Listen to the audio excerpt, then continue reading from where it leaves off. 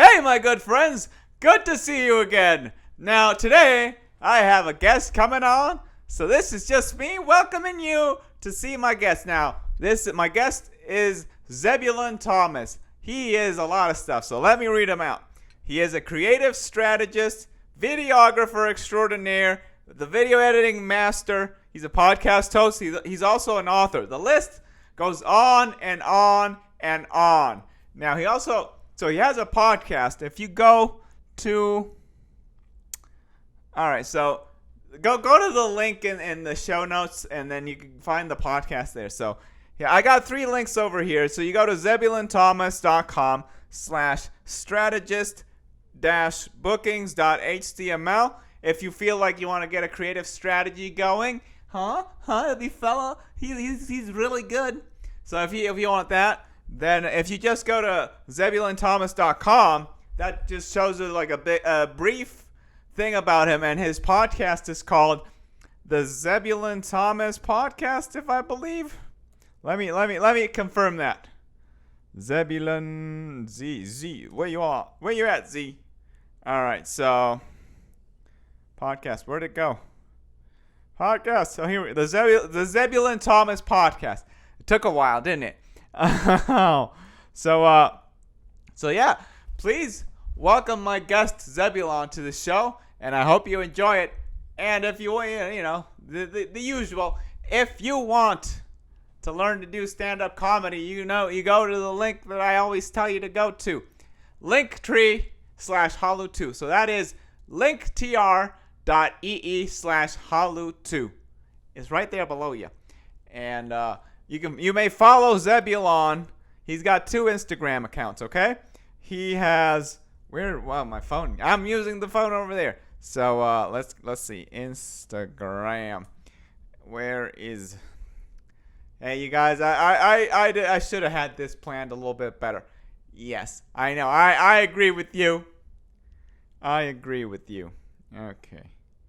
You know what? He's got it on his website. It must be there. So why am I looking at my Instagram? Oh shit. I closed the wrong window. God damn it, people. This should be a lot easier than what I'm making it out to be. So, okay, here we go. All right. So, on Instagram, he's Zebulun Thomas. I'll put the thing over there. And then he's got another one that is at ZT Films. Okay? So, there we go. Without further ado, Zebulun Thomas, please welcome him to the show. Ba-da-ba-ba-ba-ba-ba-ba.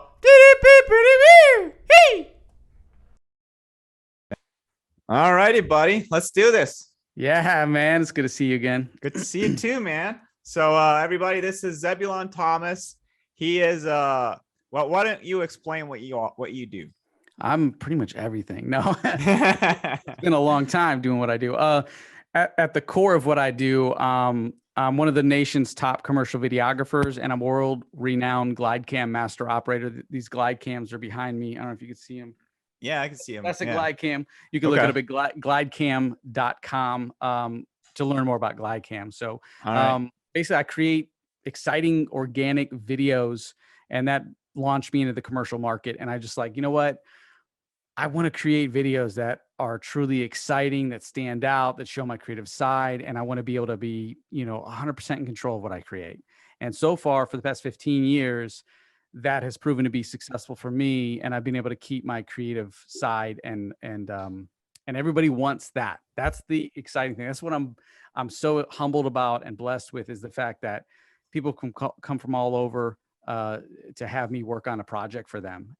And then this past 2 years, because of quarantine and everything, it's kind of restricted where I go a little bit. And that, I realized that with doing everything, I was a creative strategist, and no one really put a name on it until people started asking me, hey, this is what you do. We identify that what you're doing with all the hats that you wear to create these videos for companies and help them grow. I realized I've been the creative strategist. So I'm a creative strategist as well. And so the past 2 years has been exciting because I've been able to serve all types of companies and brands outside of just video production, just sitting on the board of things and getting in meetings and daily meetings with companies and just giving them next level ideas and really pushing the boundary and breaking through to something exciting, help companies just blow up. So it's been fun. That's kind of what I do.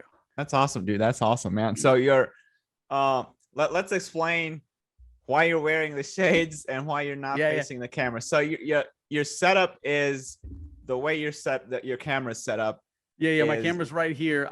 Last minute I was like, I thought I had my podcast set up on point because I do my podcast, but not for this way. I usually like to just, do my podcast on the go. And I was like, okay, I gotta set everything up. So I was like, all right, let's use some of these lights. So that's why it's like I have these shades on right now, because it's like seriously light. But then I got my camera over here, and it's been a kind of a fun setup. So it's cool, dude. It's like you're recording a music video, kind of like. Yeah. Yeah, because I was like, I really didn't want the traditional forward facing. I was like, let's do something different. Yeah, it's just the creative side. It's an interesting setup, dude. I like it. So your company is ZT Films, right? Yeah, hashtag ZT Films. You can look that up. There you go. Perfect branding right on the hat, right there, bud. That's what's up. Yeah. So let's learn a little bit about you, dude. Where did you grow up? So I grew up in Brunswick, Ohio, small town, suburb, just outside of Cleveland, Ohio. And, I definitely, I was born in 82. So I grew up somewhat in the 80s. I was definitely an 80s kid, really great time. 80s was my favorite. And then 90s, you're figuring life out, but yeah, grew up in Brunswick, Ohio. My parents are creatives themselves. My mom's really art, she does art and all types of creative stuff. And my dad's actually a famous blacksmith, believe it or not. Oh, really? Yeah. His work is just so amazing. There's a guy named Samuel Yellen that was named Samuel Yellen. He's no longer with us, but he did amazing iron work. And my dad is actually one of the only blacksmiths that can actually restore his iron work around these museums and pieces. Wow, dude. That's awesome. So my dad, growing up, my dad was always in the Knives magazines and Colonial Times. And I was like, I always saw this and I was like, I better be somebody. And then my dad became a master blacksmith. Yeah. And then in 2018, I became the GlideCam master operator, hand selected by GlideCam. So I remember calling my dad going, I'm a master now. I'm master of something. I mastered something. I worked my butt off. And so that was kind of cool. My brother's an artist. He does cartoons, comic books, type of stuff like that. He's insane. So Killer Arts Media, shout out to him. Okay. So you just your brother or your sibling? I have a sister too. She's my sister stays at home. She's handicapped. A lot of people don't know that, but she's autistic and handicapped. So believe it or not, my sister, I can't believe that my sister's 30 now. Like that's insane. Yeah, 30, 31. Yeah. So but she she stays at home with the parents and that's good. But she's low functioning autistic.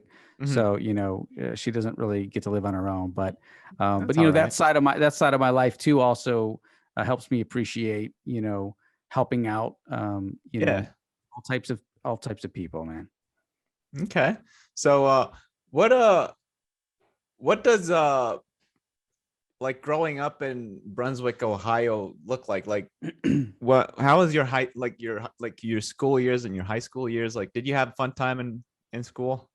Yeah. I would say so my neighborhood, if you watch the E.T. movie, that's that. And if you mix E.T. with Stand By Me, right? That's exactly my childhood. I had the same group of friends. We had the weirdest experiences when we would go through the woods and travel on our bikes. It was a blast. So like that right there. I know all those films mostly took place, in other states, but that's pretty much it. And then school, my brother paved the way for me in school. My brother was always the popular one.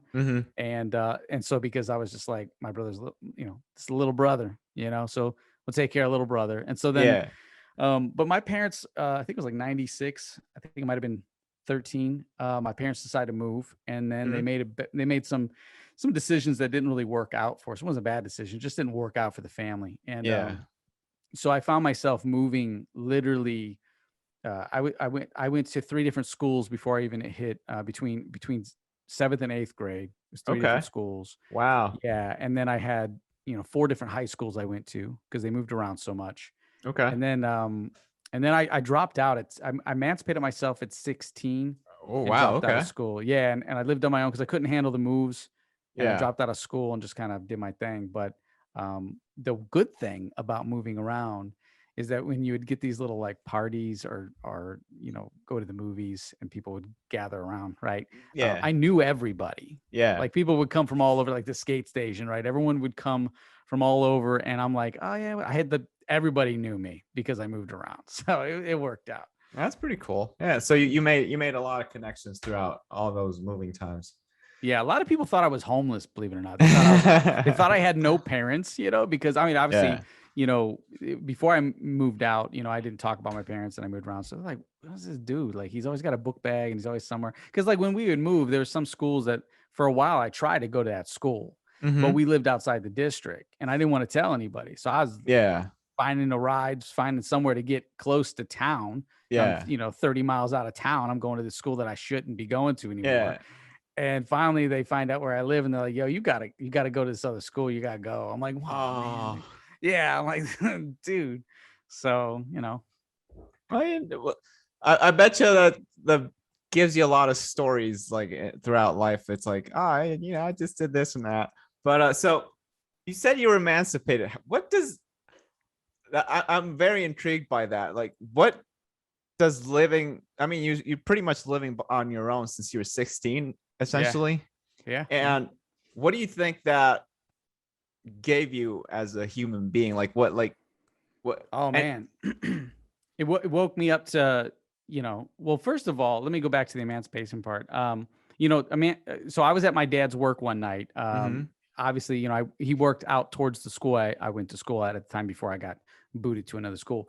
And Mm-hmm. so I always had to make sure I was at my dad's work. He worked at a steel mill at the time. I always had to make sure I got a ride to my dad's work by 11 o'clock because that's when he checked out, come home at night. So, I was there, I'd get in the lunchroom with some of these steel mill guys, they had long work hours, double shifts, triple shifts. And this one dude, his name was Duke. And Duke was like, he said something to me because he's like, you excited to get your license soon? And I was like, yeah, my parents won't let me get my license yet. They want me driving a car. I was like, damn. He's like, you know how to drive? I'm like, oh yeah, dude. I've driven my dad's truck around without him knowing. You know what I'm saying? And he's like, man, when I was your age, he goes, I moved out of my parents' house, because I guess his parents were bad parents, Okay. He's like, I'm like, how'd you do that? He's like, I emancipated myself. I went to court. I'm like, what? So he dropped a seed on me, and I was like, oh wow, I gotta get out. So that was the time where I was like, okay, I thought about it. And then I had like an argument with my parents and I said, I'm out. And they're like, well, if you leave, you're never coming back. I'm like, fine. So I left. And then like they sent police after me because I was out. And I was like, they're like, you got to go home, kid. And I'm like, oh my God, all right. I was still going to school at the time. So finally I was like, no, man, I'm going to go find. So I called the justice system and I was like, I need a court-appointed lawyer or something. I want to emancipate myself. So this lady walked me through the whole thing. And I had to take my parents to court. It was uncomfortable, dude. Oh yeah, dude, that must have been the weirdest thing ever. Well, yeah, because your parents, they want you to stay. They want you to stay. But I was like, I gotta go, guys. I gotta go, and so I mean, I had my reasonings, but so it was quite an interesting thing. But I won, and I was allowed to get out and do my own thing. But it was a shaky time. It wasn't easy because there was like a month that so I went and I got the right to live on my own, but I was under a probation period for a couple months, and I had to go to school. So I told them I'd enroll. Well, the school messed that up because I walked into my old high school because I wanted to go there, not my old high school, but the school system I was going to originally graduate from. So I went to that school system, which I had friends. And I remember going there and the lady that accepts you into the school, she goes, you need a parent signature and you need a parent here to enroll. I'm like, no, I am my parent. I showed her my court paper. She goes, I don't even know what this is. Go back home till you have a kid or till you have a parent sign for you. I was like, lady, you don't understand. I got to start and I got to check in right now. I'm getting in trouble. I don't know what trouble I'm going to get in, but I got to report to this probation officer and it's going to be bad. So she didn't do that. So the probation officer finds out, comes to my house. I was afraid to tell the probation officer, real nice dude. But after a week, he's like, yo, you ain't in school. We got to go to court. Here's a court date. So we go to court and my parents are like, yeah, he gets to come home. I was like, I'm not going home. She goes, we have a choice. You either go home with your parents, you go to DH. I'm like, put me in DH then. So I went to DH. And I'll tell you what, you do not want to go to DH. Like I was in this. What is DH? It's a detention home. Okay. And the next stop is like jail. You know what I'm saying? Oh Like, man. So I was in detention home, which is cool because like all the probation officers, they were like, you don't belong here. Right? I'm like, like it's usually the roughest kids, right? Yeah. And at this time in my life at 16, I wasn't involved in anything bad or anything, Yeah. but I was meeting some of the one kid was in there for stabbing his mom in the neck with a pencil. I'm like, dude. And he was there for Ooh. like 2 weeks before he went to jail. I'm like, what? I'm like, okay, so I'm sleeping with one eye open now. Yeah. Didn't that make you want to go back to your parents, dude? Yeah, no. Yeah, No. I was like, I'm like, yo, I'm manning up right now. I gotta own this. This is my thing. But I remember this kid and this other kid I was rooming with, they wanted my Tommy Hilfiger jeans. And I was like, yo, you guys can't have it. So I got in some fights in his DH. Luckily, I didn't provoke them, so they didn't ping me for it. Okay. And then I remember this one dude that I actually knew. He was like a runaway. He was in there, dude. And I remember he was telling me, he's like, hey, they would all call me Z. So like, yo, Z, I'm gonna get out of here, man. I get to take the garbage out. So when I go to get the garbage, I'm gonna bounce. He's like, this is where I'm going. So if you want to bounce, I'm like, I'm good, man. I'm good. I'm just gonna wait this shit out for like a month, and then I'm gonna go back on my way. Cause like they were gonna get me back into school anyway. So I had a game plan. So I see this kid, he leaves and he starts chucking. And I'm like, okay, he's gone, And then like middle of the night, they bring him in. They bring him back in. I'm like, oh man, you didn't get away. Like, don't do that. Don't do that. So, but yeah, so I had to sit in this DH home for a while, it was horrible, But when I got out, I was like, okay, I'm legit now. I can go back to school. And I finally got in school. But then school just got rough, because like when you're living on your own at that age, you realize, wait, I got to buy toothpaste, toilet paper. I got to, Dude, where did you live? So my grandfather, we didn't talk to him that much. And, he lived in an 8-bedroom ranch by himself, and he was a really successful, person, but for some reason the family split off from him. They had their problems, but I was like, you know what? Let me try this out. So I was like, hey, Gramps, I haven't talked to you in forever. Can I stay with you? He's like, absolutely. That's fine. So, I stayed with him and they were okay with that. And so I paid him rent. He had this, he was strict about it. He's like, you got to pay me rent. I'm like, all right. But imagine this, right? Imagine going from, bouncing around shitty homes, right? And can't handle it. And then I ended up going back to my grandfather's, who was this, 8-bedroom ranch with just me and him. And he's gone all the time. He's going to like see my grandmother at the nursing home. So he's gone all the time. And we live on like, I don't know, it was like a football field size lot in the front and 2 football field size in the back. It was like on the country. So I just went from like, I was luxury. I was like, yeah, this is good. Like I got friends that come over, sleep over, throw some parties at night. Let's get it, So that was good. But after having to, pay him for rent, and then he was like, you better get a car. And so I was like, I can't do this in school. So I dropped out of school. Okay. So dude, but before you dropped out, did you have a job? Yeah. I got a job. I was working at Pizza Hut. Nice. Yeah. Pizza Hut at the Hut. Yeah, slinging dough at the Hut. But so, and that's kind of like where things took a turn for me because, I was really obsessed with hip hop music and I love Tupac, and I was like, okay, I'm going to be a rapper. Like I'm going to be a hip hop artist. Let's do this. And I started making music in the basement of my grandfather's house and hooking up with people. And then I was like, yo, I gotta go into this deep. I gotta really like an actor does, like they go into the environment. And so I heard everyone talking about, you got to go hang out with this dude named Trigger from Cleveland. I'm like, what? There's no Trigger in Cleveland. Not that I know of, but I went looking for this guy and I found some rough people. And it was funny because these people are like, this crazy white boy dude just in the hood, man, you better get out of here before the sun goes down. I'm like, I ain't going nowhere, man. I didn't tell him I live with my grandfather. I got in this nice area, but I was like, this is where I'm at. And this is so I ended up staying in Cleveland for a while, like in these rundown apartments where these people don't pay rent, and like 7 guys sleeping in this area, hood guys on a busted up couch. Some of these places didn't have windows, no heat. And I thought, this is what I'm going to do, and I got street cred and street protection. And that's when life for me took a change because I got heavy into that. I never got into like drugs or anything like that. I never sold drugs or anything like that. But I was around all these guys who did stuff like that. Really bad people. Go ahead. Was that something like being around those guys, those people? I don't know if there were women there or not, but was being around them like did that help you like look at things like, hey, maybe I shouldn't do that? Like, yeah, yes, because I mean, okay, so to make a lot of this come together that I left out a very important piece. So when I was like, I don't know, maybe like 12, I remember my grandparents were really religion on my mom's side, religious. They were Mormons, and really? yeah, and really good. Like all my family's Mormon, you know, Okay. so it's exciting. Great community, great people. Yeah. And so I'm not saying anything bad about the religion, but I'm saying they were so heavy into it. Yeah. And I remember both my grandparents were telling me how, you know, the world would end in 2000, right? That's what they believed 100%. So it's one thing when your parents say something like that, but when your grandparents say stuff like that, Yeah. you start to think, okay, well, what's that going to be like, right? Yeah. So it scared the hell out of me at that age, and I didn't have anybody to really communicate what's really going to go on, right? And so that was the thing.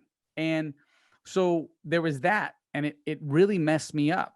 And it messed me up to the point where that was the deciding factor behind everything that I did from 16, because it built up until 16, from 16 to like, I was like, till 2000, which I've been, what? Wow. Yeah. So because I thought the world was ending, I know this sounds crazy, but to me, it was real.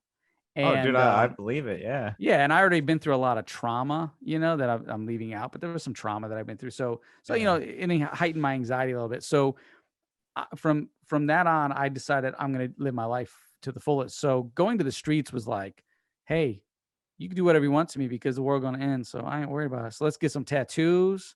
Let's go do whatever we're going to do. Let's be the craziest person on the block. Let me get some street cred, some protection. So that's one thing I learned really early on. I was like, if I'm going to be out here, I need to have the right people You represent. need to have a me. crew. Yeah. Oh yeah, dude. And I had some of the, really, really insane people. Like I was over on this place called Kingsman and Lee, and then over on East 99th.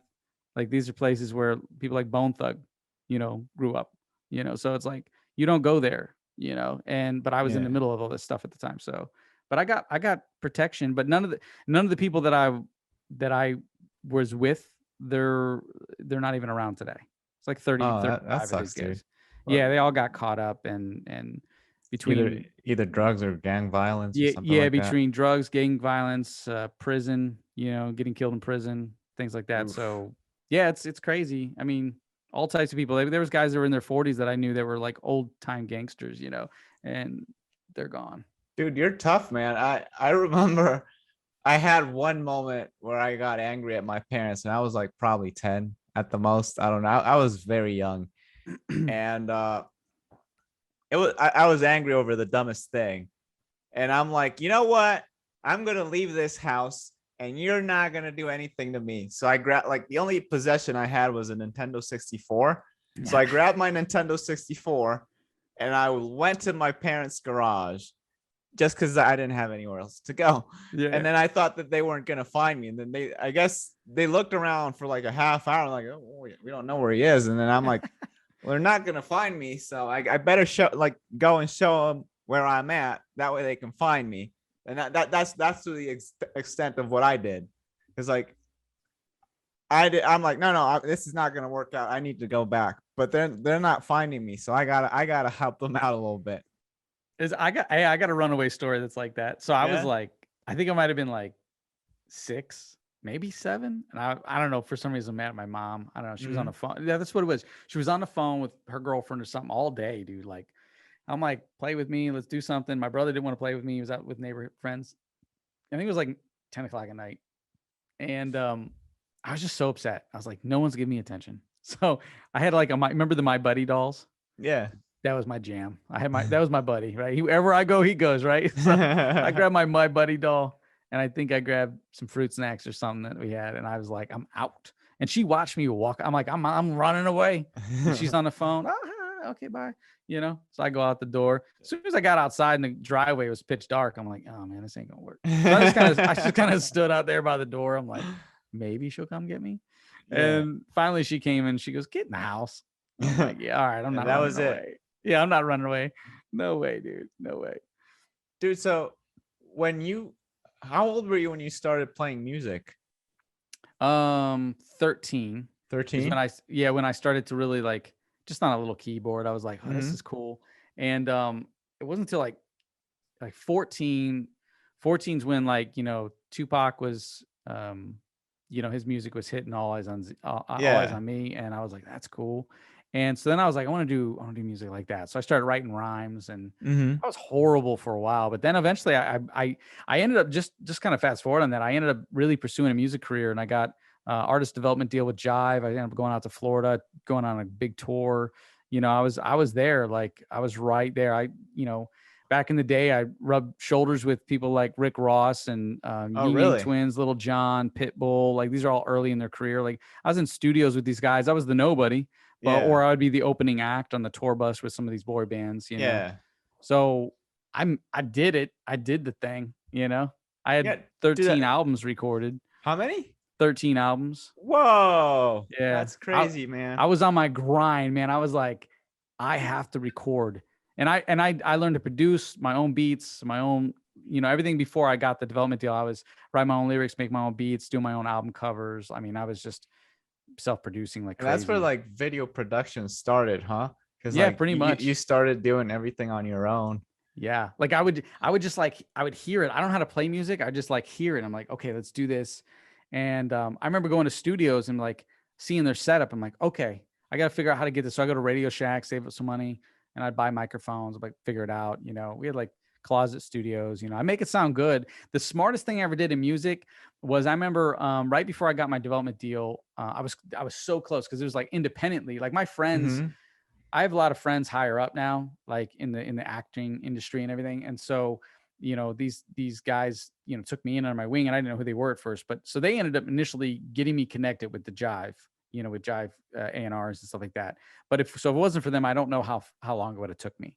But before that, independently, I remember going to this industry conference for artists out in Birmingham, Alabama. And I was out there, and all these, you know, recording artists, MCs, hip hop people from all over the country were there.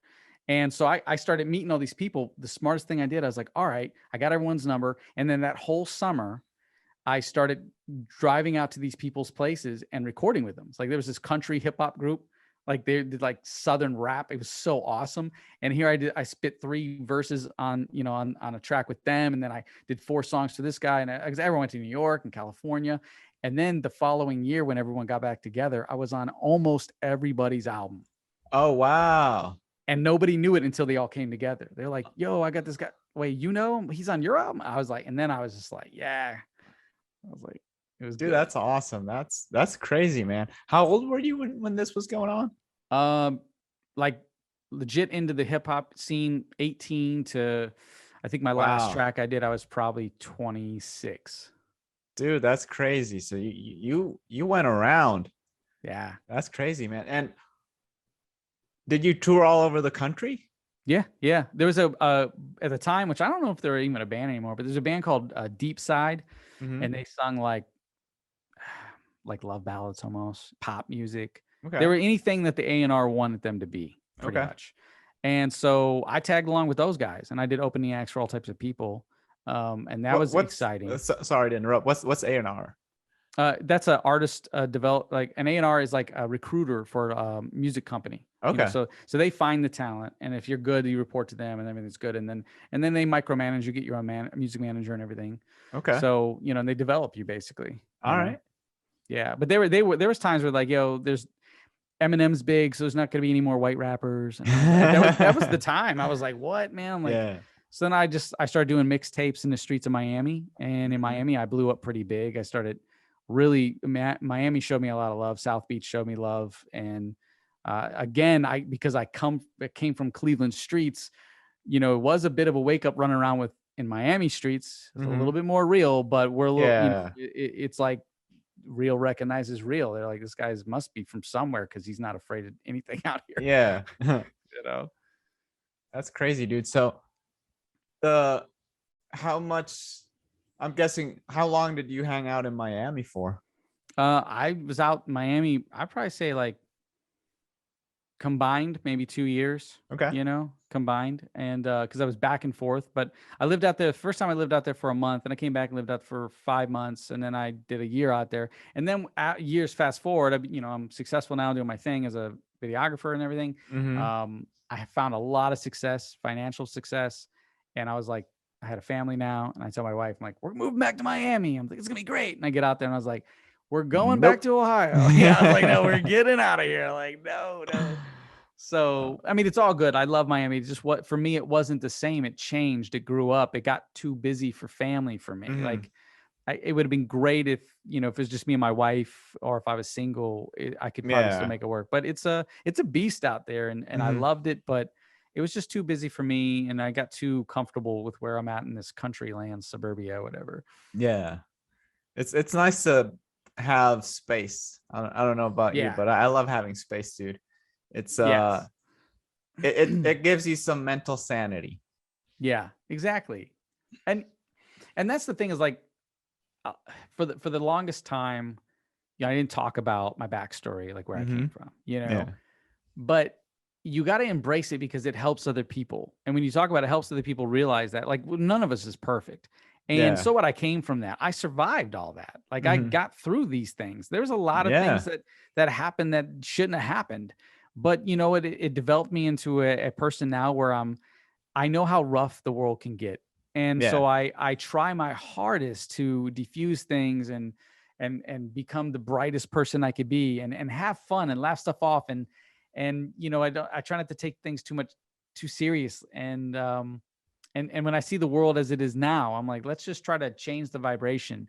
We need to vibrate more, because the world's going through like the law of polarity. What comes up must come down, and then goes back up. So we went down, and I believe that we're going to start coming back up. The world was at a high for so long. It's inevitable. The whole collective world. But at least when we come up this time, I hope that we're all on the same page. You know what I mean? Yeah. That's social what I media hope for too, dude. Social media and the news is dividing us right now. And it's not us, it's the false narratives, and it's social media, and it's the news. And we have to learn to we have to learn to control it and use it for our advantage. We didn't create this to divide us. We created this to have fun and connect more. Yeah, dude, I'm totally there with you, buddy.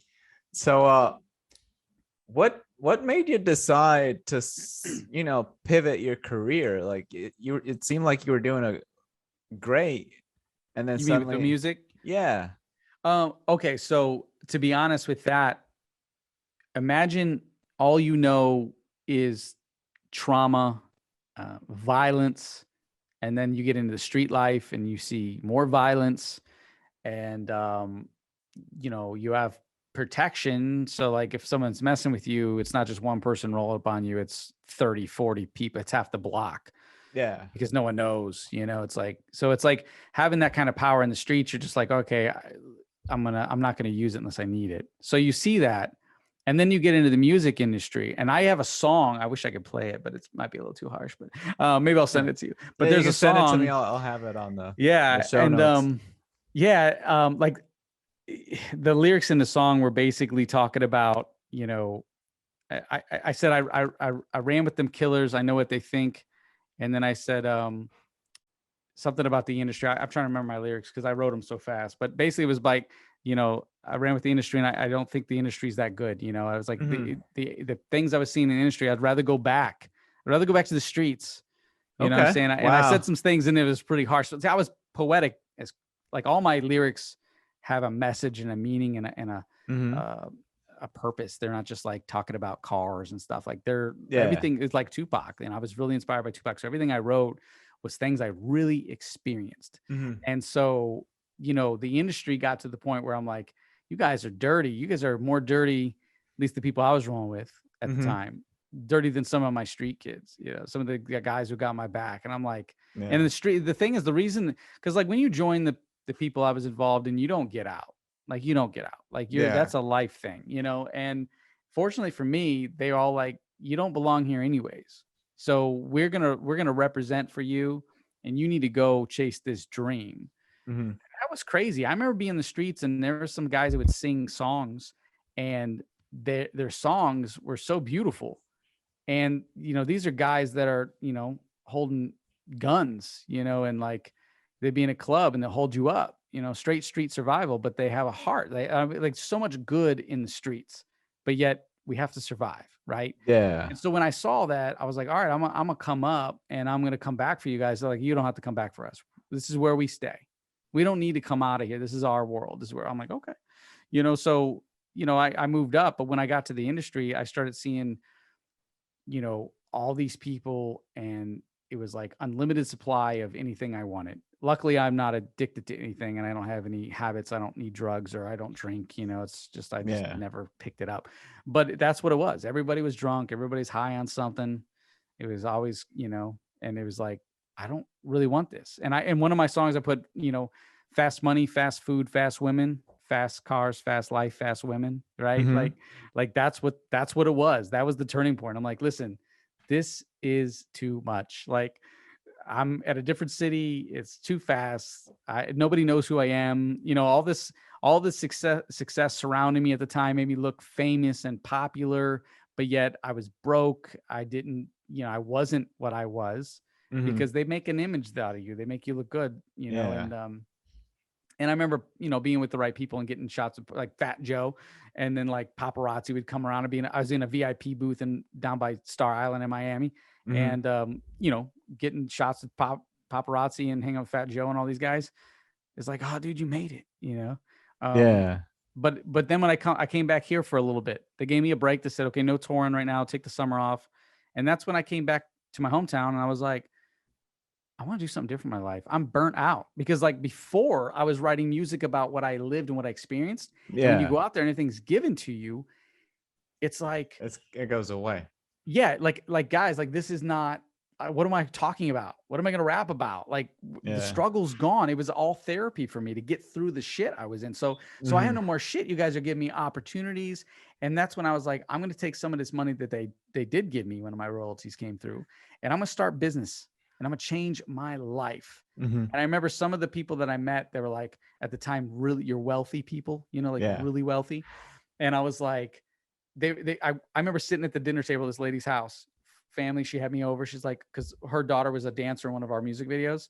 So she's like, come over for dinner. Like, they admired me. And I'm do-rag with a big Z chain on. I mean, big platinum Z chain. And I'm just like, what up? And, she spent a lot of time with me, and she would take me to these stores. She'd be like, try this on. Like, this is a lady in her like late 40s, taking me under her wing. And she just like was like involved. And so she was like, hey, try this shirt on, try this on. Next thing I know, I'm wearing like expressman clothes, or I'm wearing like a nice suit and tie. And she goes, you look really good in that. You should pursue this in your music. And if you would look at the evolution of my music and my CD covers, I started wearing suits, and I started acting a little different. And then I got into this whole thing, like, I'm going to rewire my brain. I'm going to do my own psychological reshift. And that's why I wrote, actually, I have it right here. That's why I wrote this book, Redefining Your Life, because the book and all this is about how I did it, rewiring my brain so I don't talk with the slang, so I don't have so much thought of this. And next thing I know, I'm just doing me, But that was the turning point of like, I got to get away from the music because I want to pursue something different. And I want to be a different person. Change my identity, if you will. All right. Since you brought up the book, what's the name of the book for those that are just listening? So it's 7 Days of Redefining Your Life. This is also an audio program as well, but it's on Amazon and Kindle. So if you like digital reads, this is the 4th edition. And so this book basically walks you through how to rewire your brain. And I mean, literally from like, let's just say you have negative thoughts, maybe you have negative habits, maybe you're not eating healthy.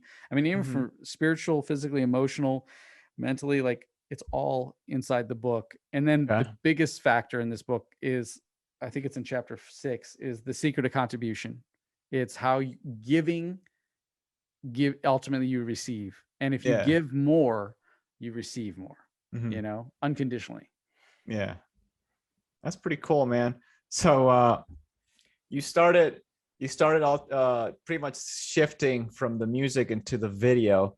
What about video intrigued you? Like what about that called you like to? So what was funny is I remember getting out of the street life, getting out of the music industry, and then going into changing my life. When I started working on this book, I started to transform and become a coach, right? Inspired by Tony Robbins, become a life coach, Yeah. So I started doing this and sharing my secrets and stuff. And I started doing this, and then I got this opportunity. This was like, we're fast forwarding a lot here because I did a few years doing this, but it was about 2000 and I think 11, 2010 maybe. No, it was 2011.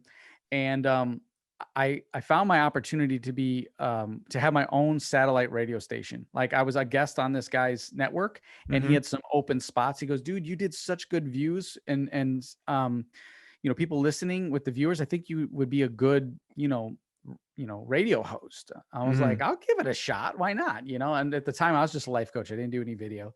Yeah. So I had this whole opportunity, and I started doing these shows, and I started interviewing. I went right for my celebrity friends. I was like, "Hey, just give me a boost, be on my show." So I got some credibility. So they jumped on, did some stuff.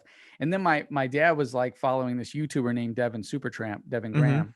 And he was like, "You should have this guy on your show, yada, yada, yada." And I was like, "All right, cool. I could probably bring him on the show, or we could probably do something like that." So I reached out to Devin, and Devin was in Hawaii shooting a Far Cry video for a video game. Yeah. And so he's like, "I'll call in." So he called in, and we had all these viewers call, like on the call, listening to him on this radio station. And it was that moment that when we got off the show, I asked Devin, I said, "So you make money on YouTube?" He goes, "Yeah." I'm like, "So you shoot videos for brands? Like, that's crazy." He's like, "Yeah." I'm like, "That sounds really good. Like, I really would love to do that." He goes, "You should try it. Just go get this camera." And he started telling me what camera to get. And me and him became friends at that moment. And that was the moment when I hung up the phone, I was like, I told my wife, I'm like, "I'm going to start doing YouTube." I don't know if so I didn't make any money for 2 years, but my wife was like, "I'll support you. I'll be the breadwinner. You could just be the stay-at-home dad, make your YouTube videos." Yeah. And so I dived in head first, figured out how to use my camera, would call Devin a couple times, get some insight. And then all of a sudden, my channel grew a little bit, but that's just it. Like, if you look at my social media right now and my YouTube channel, like YouTube channel's got like 9,000, and it's been going since 2011. So I'm not like huge. Yeah. My following on Instagram is all under 1,000, right? But my impact, because I went in the background, I decided to take this and say, well, if I can't win at social media for some reason, if I can't get these numbers to turn, I don't know if maybe I'm just not like likable or something, but I can add value to people. So then I started going to businesses and companies and brands, and being in the background, being a big player. I've been responsible for some of the top companies in the world. I've been responsible for some of their marketing plans and their innovative approach and new ideas. So it's been exciting to work with all these people. And now, as a family man, I kind of prefer it. I kind of prefer just to be in the background. Yeah. I get the occasional people go, like people who don't know me, like you say, it was like, I remember walking up to like a girl wants to be big on Instagram, and she was she trained really good. I mean, her body was like ripped. I was like, man, like I was in a gym. I'm like, wow. And the gym guy was like, "This dude does video." I'm like, "Oh yeah. She's like, "You think you can get me pretty big on Instagram?" I'm like, "Listen, if you talking about fitness and maybe you talk about like the food you eat, like, can we push that on Instagram?" And I put some video around it. I'm like, "Yeah, I could definitely help you." And then she came back the next day and she's like, "I saw your Instagram. You don't have a lot of followers. You can't do anything for me." I'm like, "Oh, wow." Yeah. A year later, she finds out that I'm working with like Red Bull, or I'm working with like all these, Bang energy drink. "Can you make me a Bang girl?" I'm good. You had your opportunity. We're good, you lady. should know. Yeah. I'm nosing with the CEOs of these companies. Like these are friends of mine now. Like, just because the numbers aren't showing doesn't mean I ain't got the connection. So, but sometimes I throw a bone and I'm like, "I got you. Don't worry about it. Like, here you go." So it is good to have that opportunity, Yeah, dude. Because I was talking about this today with someone. It's not so much about my success. Like, I climbed the ladder. Listen, I've hit several success ladders and been unfulfilled, but all the success that I've been able to provide for other people, 1,000% fulfilled. And that's where I pursue. It's just making other people shine. Yeah. That's pretty cool, dude. Because not that many people decide to do things like that. That they're all about themselves, and then I don't know. It just ends up being like a self-fulfilling prophecy of like just me, and then that's all it is, right? So, but it's really cool that like instead your focus is like, "Oh, I'll make everybody else famous and I'll help them out," and not only that makes you happy, but then you're also like helping them out legitimately, like. Yeah. So it's like I went to a business and I made them $250 million on one video I did. It was like, I'm like, can I do that for myself? I'm like, it's the resources of the company that I'm currently with, and so that right there in itself was like, okay, I'm gonna keep adding value to people, or being able to help someone reach kids in another country and supply them with book bags or food or whatever they need, like whatever I can do, I'm there, and it doesn't always have to be an exchange of money. I've for instance, like Dave and Buster's, they were paying me big for a while to do their videos. And then all of a sudden it was like, hey, we don't really have a big budget at the time because we're, I wouldn't say they're hurting, but they shifted like this one location. I'm not talking about the whole company. But then it was like, here's an unlimited card. You can have food on the house, bring your family. So like, and a lot of these people underestimate local business so much, and local business needs the help. Yeah. I've super successful with big brands, right? Big brands pay big, but man, the local businesses, to be able to provide them with, what would cost another company $60,000 for me to do a video, I'd be like, hey, I'm going to do it. What's your budget? Some of them are like, oh, I got it's $1,500, and I know that's all they got because I know their numbers. They have to be transparent with me if I'm going to blow you up. And so I'm like, all right, we're going to do this. So imagine getting a $60,000 production, and then I give you a whole year's worth of video campaign just because you're a local business. I want to help you. You want to help them out. Yeah. And then I blow them up, and like, they're out of debt. They're doing good. They're not a day-to-day business where they could be here today, gone tomorrow. Yeah. And, they're really doing their thing. So then it's just like, it's a rewarding feeling to walk in there, and they know you and your family by name, and you order food and you try to pay, but so they don't make you pay. You just leave a fat tip, you know what I'm saying? Like, just like, here, I'm gonna leave a tip. And it's just good to be able to walk around the community and know that I made a difference in the community that I grew up in. That's pretty cool, dude. Like you can always take that with you, right? Yeah. Yeah. Plus here's the thing. I tell the videographers that are that I've trained over the years, or I've been friends with, is I always say, I'm going to help as many people around me, whether it's restaurants. I mean, I've worked with restaurants, clubs, bars, big companies, corporate brands, whatever. Because if there's a situation and for some reason my companies fold and I have nowhere to go, I'd go be a line cook. You know what I'm saying? I could go be a bartender. Yeah. I could work at one of these places. They'll let me in. You know what I mean? And so that's my security blanket. And that's why I take care of the companies around me, because I don't want them to go under, because that's my investment. You know what I mean? That's pretty cool, dude. So like, you're not only helping them stay afloat, but in the end, they help you out too, right? So yeah, even during the pandemic, I floated so many clients. I said, we're going to get 4 or 5 months of videos. I'm going to double down on this, and you don't got to pay for it. Like you've had contract with me for 2 years. Like, you've showed your loyalty. We've had a blast. So I'm going to get you through these times. And they're like, yeah, but what's marketing going to do? And see, that is where the gold is for me, because they're like, what is marketing going to do? No one's coming in. I said, you don't get it. You need marketing. The people. Yeah. You need the people to think about you during these times. And it's not about come in my business, buy my product. It's, hey, we're here for you.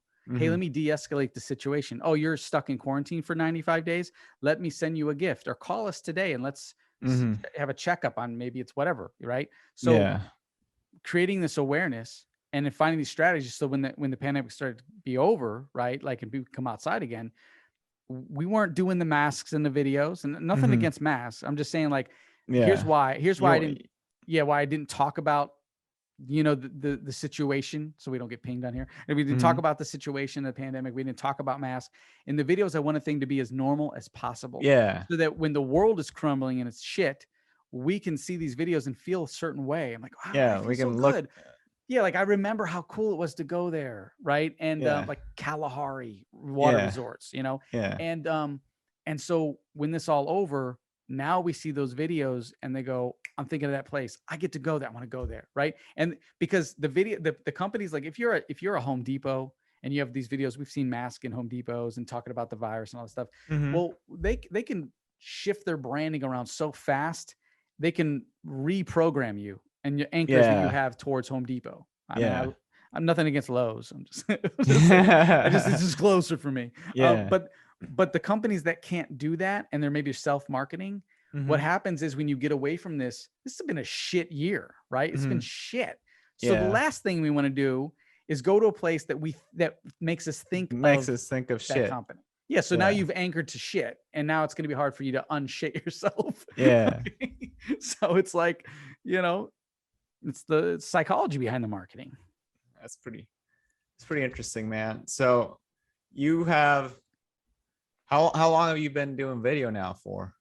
15 years. 15 years. Okay. Yeah. Wow. YouTube's been out for that long? Well, so 2011 is when I got into the video, like with YouTube. But before that, I was doing productions for my coaching, but it wasn't, I was in charge of writing it all. I have television shows that I was investing in. So I kind of chunked that into that. I wasn't actually filming the stuff, but I was in charge of the, but you were the whole involved show. In it.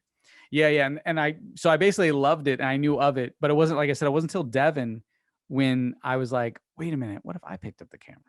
Like I've already written out all these episodes and shows in the TV world and infomercials. And that's the one thing I love to do. I love to do infomercials. Being a part of infomercials before, being on the other side of the camera, and now I get to film the infomercials. So exciting. So exciting. Yeah. That's pretty cool, dude. So how I've always thought, like, whenever I saw infomercials on TV, I always thought, oh, who watches this? But it turns out a lot of people do, man. Yeah. Well, okay. So have you ever watched the late night infomercials? I mean, you like late night, they don't come on as much anymore, but when we were all over TV, like, you remember like seeing ShamWow and I remember like when I couldn't sleep, that was all that was on TV. Yeah. You would see all that. Yeah. And then I guess, what were you going to say? Well, I was going to say, when you watch an infomercial, if you really watch it, you know how they go through and they show the product and then you'll see all about the product and then they'll get to the price. It's $19.95, right? And then you're like, oh, sweet. And it's a call right now. Like they do this whole big credit card thing. And then they go back into showing you more. And then they go, in fact, if you call right now, we're going to throw the second time. I was like, we're throwing another one for $19.95. You get two. If you wait a little bit longer, you might get three, right? Yeah. So when you really look at an infomercial, what's exciting is when you go back and look at these sales funnels now, like funnels. Yeah, they're pretty much based off of that. Yeah. So for instance, I used to hate scrolling. Like, what is all this? You're just scrolling down, scrolling. Like, this is some shit, right? You're gonna keep scrolling, But if you really look, the first page, it's information, maybe a video, and it's a buy now. Oh, you're not ready? Scroll down, learn more. It's an infomercial, just in a web page. Yeah. And so like me, I'm an impulse buyer, or sometimes when I see something I want, I just buy it. So if I watch an infomercial, I'm not watching that second loop where you get double. No, you go to the first one. Yeah, when I call, they're going to give me all the perks anyway. They're going to upsell me, right? Yeah. So when I'm on the phone calling these, I realized, because recently I did buy something. I bought some kind of cool saw. I'm like, I'll get this saw for my house. This is awesome. I can solve all this stuff. So I got the saw and I was on the phone. I realized that I see like they're upselling me and the commercial's still going. I'm like, oh, wow. Because I love the video work of this stuff. But that's what a funnel is. So some people need to buy off the first one. And then some people just need a little bit more. And so they're going to keep scrolling. So it's not annoying to those who are going to buy first time. And it's not annoying to those who got to keep scrolling. Yeah. So it works. Yeah. Who's buying the first time, they're already out. And then who needs the information, they're going to keep going until they actually get the nudge in their internal system. Like, hey, I got to do this. Okay. Yeah. Because like the saw I bought, it started at $79. Yeah. When I was done, I spent over $300. And the reason I spent over $300 because they're like, we're going to give you the diamond blade. Oh, you want 4 diamond blades? Because these are particular blades. And if you have to order them, it might take long. And I'm like, I am doing a lot of housework. Oh, and guess what? We're going to give you the bigger motor of this saw. So now it went from this little saw. Now I got this big boy saw. I'm like, oh yeah, And I'm like, oh, so it all worked out. I was like, so I went all the way up. That's funny, man. It's interesting to see that sort of stuff because, well, whenever I would see infomercials, I'm like, oh, I mean, those are interesting products. And I guess the people that we're watching mostly are like either people that can't sleep and then they end up buying because they're like, I mean, what else am I going to do? Or like I would see infomercials sometimes in the mornings, but it's like rarely would I see one like in the afternoon. Well, if you look at it throughout the day, the infomercials are usually going to be like your vacuums, your dresses, your home utensils, a garden hose, right? Type of thing, those type of products. Late at night might be the garden hose, right? We'll just say like the unbreakable hose, right? Yeah. And it's going to be like the self-help or the real Workout estate investment, stuff. workout stuff, because you're with your thoughts a little more. And you're calm, you're not distracted. You're thinking, you know what, tomorrow I could work out, or tomorrow, or like, I do run over my hose and break the damn thing all the time. This is an indestructible breakable hose. I'm buying that, Yeah. And so you're a little more into it. Or you see someone's like I said, self-help, and you're just like, okay, I'll order that, because you're more in tune, you're calm, your mind's doing something different. Yeah. So dude, there is a strategy and a marketing psychological concept behind every single thing. Yeah. Every cartoon, every movie, every ad. I mean, the colors. I mean, you go look at Disney. So many reasons why Disney does every little thing they do. Yeah. Has some sort drive of you through, right? It's awesome. I love it. Dude, the first time I figured, well, I didn't figure it out. The first time I found out that the Ninja Turtles cartoon was actually to sell the action figures, I'm like, what? And it totally works, because like you're looking at the cartoon and it's so awesome, and then suddenly you're like, and now I want the toys. But that was what they initially wanted, right? Like they built this whole world out of that stuff, and then suddenly it's like it's just to sell this little action figure, which is really interesting. And there's nothing more rewarding and exciting, honestly, than to walk around as a kid and walk around the corner and see a rack of turtles, right? In my opinion. And you're like, oh, I wonder what one's there. And then like to open that up and smell what that plastic turtle smells like, you know what I'm saying? Like I just love that. Like, oh yeah, like this is a new turtle. It was like, it's game time now. Yeah. Dude, that's awesome. Yeah, dude, I love the turtles and stuff. I love Disney and all that sort of stuff. But when you said that the ClickFunnels pretty much mimics the infomercials, I'm like, that blew my mind, because I'm like, I never really thought of that until just now. I'm like, wait a minute. Yeah. That's exactly what's going on, and it never occurred to me, man. Yeah, and that's the thing is like, so I mean, I've had a company, we built websites before. I know how to code. I mean, I've self-taught everything that I do, literally. And so, ClickFunnels, to me, I had got an account and I started trying to figure out how this works, and it's so exciting. It's fun to build funnels. It's fun to test and see how it works. But the thing is, I'm seeing now is I'm getting tired of people launching courses. I'm getting it's just my opinion. I'm not hating on anybody. I have my own courses, okay, but I'm tired of doing it, right? I'm tired because it's so saturated and there's so much mixed emotion behind it and mixed messaging. And the fact is, like, then you got people that are creating funnels and selling products that are not good. And I don't mean like they're not good because the person is not good at it. I'm just saying the person didn't take the time. They just need to make a quick buck. And let's just slap this together. Like everything that I do has to be thorough. And the people that I'm surrounded with, they do everything thorough. They're passionate about it. Like imagine, like, and I'm saying this to anyone listening, like if you're going to go out there and create a funnel, you're going to create a product or start a business, go back and start thinking, why do I want to do this? I want people to feel this way. I want this product to really help someone, and then stick to that. And then when you start to make billions of dollars off of it and you start to fall off, because it will happen, and you start to have shitty product or throwing in some shit in there, go back and remind yourself where you came from and go, you know what? Let's bring that back. Let's give that quality again. Let's not cut corners, right? Yeah. Because here's the thing, as a videographer, strategist as well, but as the videographer, I'm the person who pretty much knows so many businesses. I know their operations. I know how they work. I know what they need help. I know where they're failing and how they do stuff. And so there's been businesses that I've walked away from because I'm like, you guys, if you guys are not going to get it together, I can't be a part of this, and if these companies are not going to up their quality and listen to what I have to provide for them and change, then I'm not part of that, So I try to side and push them to say, where do we start? It's just like, there's a reason for it all. And there's a reason why you brought me on. And if you brought me on to make moves, then let's make some moves. Let's not backtrack and do the same shit you were doing before I came on. Yeah. Because I take everything I do so seriously. Like, if you gave me the opportunity, I'm so grateful for that opportunity. I'm like, you know what?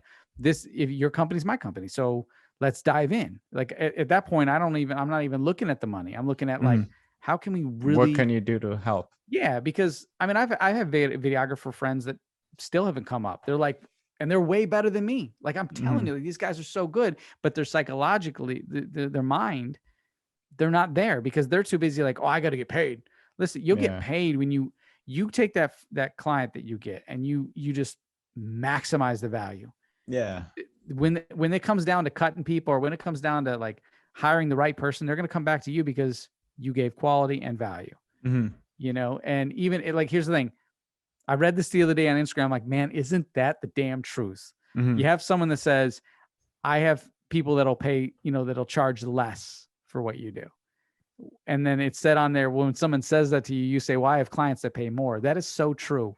Because gone have the days been where at the very beginning, I got people going, how much do you charge? How much? Like, but now because, the brands and sponsorships I have and the people I've worked with, I get the hot lead. Like the people come to me and they go, we know exactly what he does. We know what his value is. We're not, whatever you need, we have a budget for, you know, and they're not even asking that. So the moment someone comes to me and they go, hey, I want to do this, how much? I'm out. Like, do your research. Because when I approach someone and I want to work with someone or become friends with someone, I know everything about them before I even pick up that phone or write them a message. I'm like, you know what? This is a person that I want to be around, and this is a company I really want to add value to. And if they say no, cool, but I got to know everything. So when people come to me and they haven't done their research on me, we're not set. Come back when you're ready. It's just because it just weeds out. Like, you can't have bombarded with people that, like, imagine getting 40 meetings today and nobody books you because they weren't prepared for what you do or the value you can add. And that just needs to be a filter for you. You got to create filters sometimes. No, that's good. That way you know who you're dealing with, right? Yeah, I mean, I want to work with everybody, but not everybody's ready to work with you. That, and I'm only one person. I got I got companies right now that have me on reserve, and this has been an exciting adventure too, because I'm like, are you sure? I'm like, all right, let's do this. So I have companies that pay me a certain amount of money every year, and I don't do anything for them right now. It's all on, hey, if you connect with this person because you're on this journey and you start working with this person or this maybe this celebrity, or if you work with this company, can you see if there's a fit for us? Okay. And so if I here's the thing, I follow my gut. I'm not going to get close to someone and go, I have a connection. No, I'm going to feel it out. And if that person happens, this is how I work. If I'm working with someone that's a high profile person and they bring up, let's just say I have a coffee company that's paying me for coffee. They make coffee brew. And this person just like, man, I love this coffee. Maybe I'm having a Sunday afternoon with this person and they give me coffee. Hey, you like coffee? You'd be amazed by the shit that cigars or all this weird shit that we get into when I'm having these downtime. If they bring up coffee, that might be my opportunity. And this company might have paid me for 2 years on reserve for this exact moment. I'm like, hey, you know what? I have a company, and I'll be transparent. I have a company that pays me just to promote for them. And I think I'd like to have them send you some coffee. And if you like it, check them out. And that might be all they need. And if they get that, maybe then from there, they build a great relationship and they can help people, and who knows what they come up with. But so that's been a thing. It's not always like for the celebrities though. It's usually like, hey, you go out there and find other businesses that could use us, partner with us. And that's why, it's been fun because I'll be talking to just regular, social media content creators, and, they'll be talking about things that they want to do, like visions and goals. Like maybe they're a young 25-year-old entrepreneur. And I'm like, you know what? You're stand-up person. I got some leads for you. And then I'll contact my people and say, I got this person I'm talking to. Would you guys be interested in giving them a shot? Next thing you know, boom, they connect and shit happens, So it's a nice little business, little side thing there, Yeah, that's pretty cool, dude. So now this is like your current stage in life, right? You're like on retainer for the moment. And then currently, like right now I'm doing more strategy than I am doing production. The productions I do now are mainly for like Glide Cam and for myself and for Mountain Dew, like things like not specifically Mountain Dew, but sometimes I work with them. But It's like certain brands, but mainly it's been consulting because of the pandemic, because of Mm-hmm. social media, social distancing. And so, I'll jump on a call a couple of days a week with certain companies or entrepreneurs, and we'll go have it. My new saying is, you don't need a coach, you need a strategist. That's my saying. Yeah. Coaches are great. Nothing wrong with coaches, Mm-hmm. but some companies, some people, they have the coaches, But you would they don't believe have how a many strategy. they don't have a strategist. Yeah. And so it's been exciting to be able to attach to a company for a few months. Some I attached indefinitely, and I Mm-hmm. just work there, so it's fun. That's pretty cool, dude. So anything you like to promote? Like, you got your book. What was the name of the book again? Oh yeah. So the book is called 7 Days of Redefining Your Life.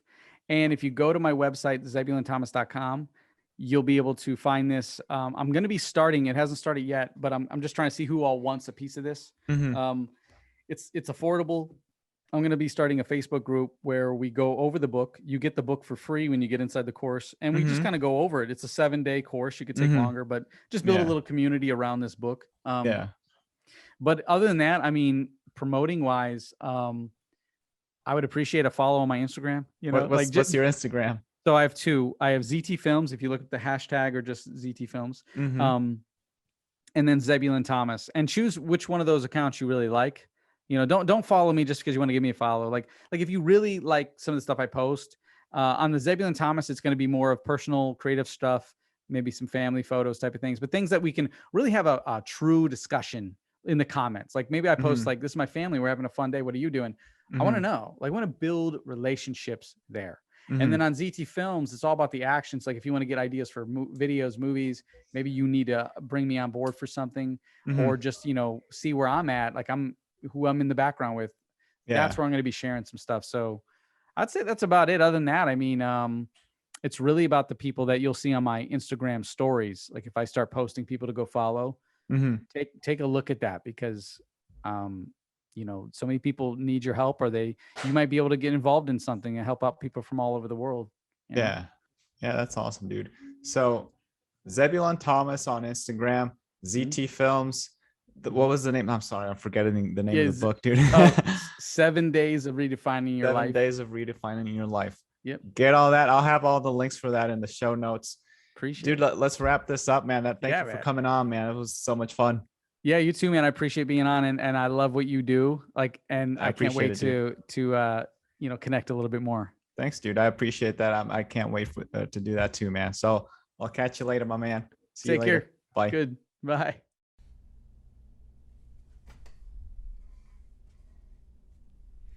Well, hello there, my good friend. How are you? I hope you're doing swell on this fine day.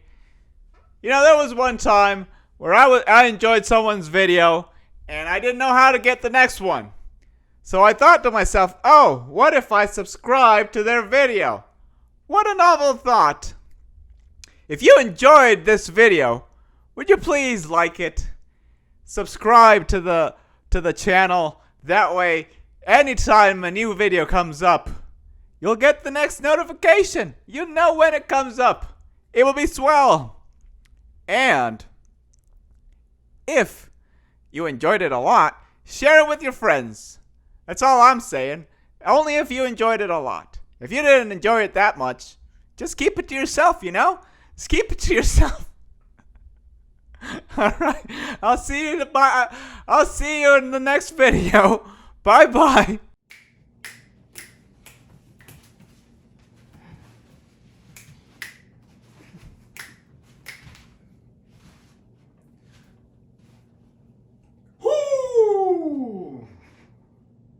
Oh my.